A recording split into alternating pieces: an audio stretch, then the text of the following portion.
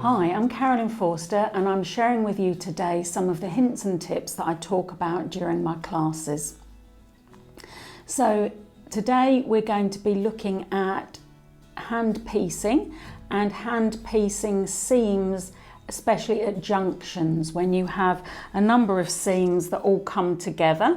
So in this particular case we have what's going to be a little 4-patch unit, and that means that as we stitch along, we're going to end up with seams on top of each other.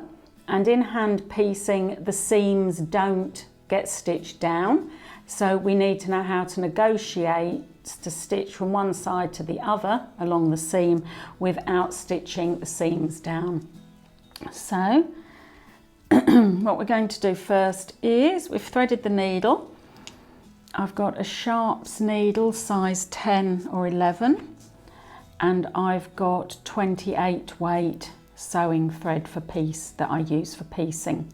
And we start with the knot, a thread and a back stitch, and we're just going to stitch along with our running stitch.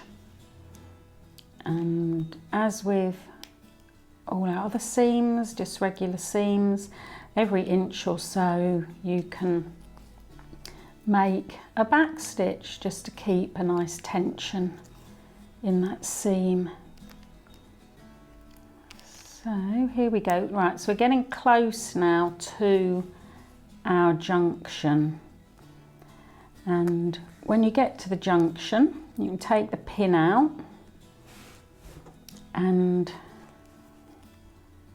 you can stitch so that your last stitch comes up on the last end of drawn line at the junction, and just pull the thread so it's taut so that you've haven't got a floppy seam, and do a back stitch.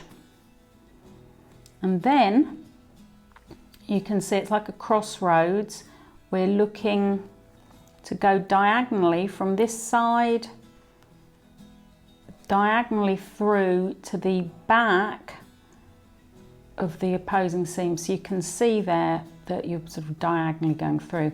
And on this side you want to come up, not on the junction but ahead of the junction, about a stitch ahead, because we pull that taut and then we start with a back stitch, and then you can just keep stitching along to the end. Back stitch here, get into a little rhythm, and we finish as usual with some back stitches, and then I can show you, whoops a daisy, snip your thread and we'll show you what the junction looks like. So you've got both seams standing proud, and when we open that up you can see we have the work. You've got your nice neat tight junction, no holes, no gaps, and all the seams ready to be pressed. There we go. So have a go of that and see how that works for you with your hand piecing and sewing through a 4-way junction.